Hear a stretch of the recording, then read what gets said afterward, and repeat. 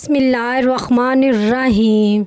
قبر والوں کو بھی نہ بخشنے والے کا انجام کیا ہوگا؟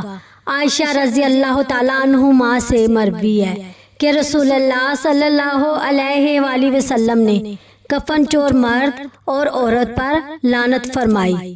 اسلام میں مردوں کی حرمت بھی زندوں کی طرح لازم ہے اور ان کے حقوق پامال کرنا سخت گناہ ہے۔ صرف ایک ذکر اور 100 حج جتنا اجر۔ سوچئے، اللہ پاک کے آخری نبی صلی اللہ علیہ وآلہ وسلم نے فرمایا، جس نے صبح و شام 100 مرتبہ سبحان اللہ پڑھا تو وہ 100 حج کرنے والے کی طرح ہے۔